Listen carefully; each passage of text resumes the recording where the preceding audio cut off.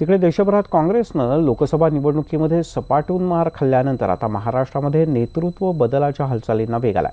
विद्यमान प्रदेशाध्यक्ष अशोक चव्हाण यांनी लोकसभेतील पराभवाची नैतिक जबाबदारी स्वीकारून प्रदेशाध्यक्षपदाचा राजीनामा देण्याची तयारी दर्शवली।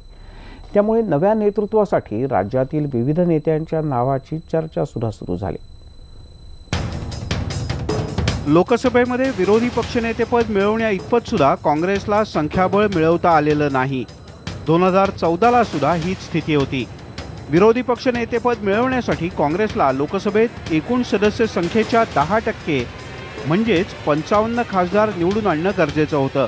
मात्र काँग्रेसला केवळ 52 जागांवरतीच विजय मिळवता आलाय।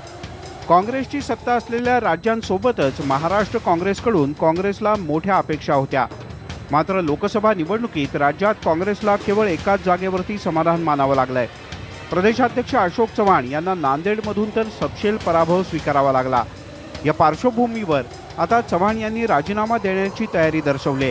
त्यामुळे राज्यात सुद्धा काँग्रेसच्या नेतृत्वात बदलाविषयीची खलबतं सुरू झाली आहेत। राज्यातल्या आम्ही सर्व जे अध्यक्षासहित जे काही प्रमुख नेते राज्यातले आहेत, जे विविध पदावर असतील किंवा नसतील, पदावर असलेला जे काही लोक आहेत त्यांनी आपल्या पदाचे राजीनामे माझ्यासहित पक्षाध्यक्षांकडे देण्याची माझी तर मानसिकता आहेच। काँग्रेसचे नवे प्रदेशाध्यक्ष म्हणून विजय वडेट्टीवार, वर्षा गायकवाड आणि राजीव सातव यांच्या नावाची चर्चा सुरू झाली आहे। विजय वडेट्टीवार हे विदर्भातले आमदार असून ते अशोक चव्हाण यांचे निकटवर्तीय मानले जातात। तर वर्षा गायकवाड यांनी काँग्रेस राष्ट्रवादीच्या सत्ता काळात कॅबिनेट मंत्रीपद भूषवलं होतं। गुजरात आणि मध्य प्रदेश विधानसभेच्या निवडणुकीत त्यांनी पक्षासाठी महत्त्वाची जबाबदारी सांभाळली होती। राजीव सातव हे राहुल गांधी यांचे निकटवर्तीय म्हणून ओळखले जातात। तसंच राष्ट्रीय युवक काँग्रेसचे अध्यक्ष म्हणून सुद्धा त्यांनी काही काळ काम पाहिलं होतं। गुजरात विधानसभा आणि लोकसभेची पक्षानं त्यांच्यावर जबाबदारी सोपवली होती। लोकसभा निवडणुकीत काँग्रेस पक्षाला जबर फटका बसल्यामुळे आता नेतृत्व बदलाच्या हालचाली सुरू झाल्या आहेत। पण केवळ नेतृत्व बदल करून भागणार नाही, तर पराभूत मानसिकतेतूनच बाहेर पडण्याची काँग्रेसला जास्त आवश्यकता आहे। महाराष्ट्रात लोकसभेच्या निवडणुकीच्या आधीही वेगवेगळ्या निवडणुकीत काँग्रेसला पराभव स्वीकारावा लागला।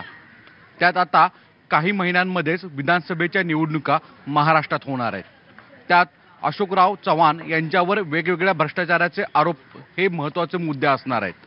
अशा सगळ्या परिस्थितीत अशोकराव चव्हाणांना पर्यायी चेहरा जर महाराष्ट्रात दिला गेला तर तो काँग्रेसच्या फायद्याचा ठरेल असं मत प्रवाह आहे। या सगळ्या पार्श्वभूमीवर जरीही काँग्रेसने नवीन चेहरा दिला तरी त्याच्याकडे कालावधी कमी असणार आहे। त्यामुळे येणाऱ्या विधानसभेच्या निवडणुकीत काँग्रेससमोर सर्वाधिक मोठं आव्हान असणार आहे ते राष्ट्रवादी काँग्रेसला सोबत घेत युतीवर कुरघोड्या करत जास्त जागा जिंकण्याचं। व्हिडिओ जर्नलिस्ट संदीप पवारसह सागर कुलकर्णी, न्यूज 18 लोकमत, मुंबई।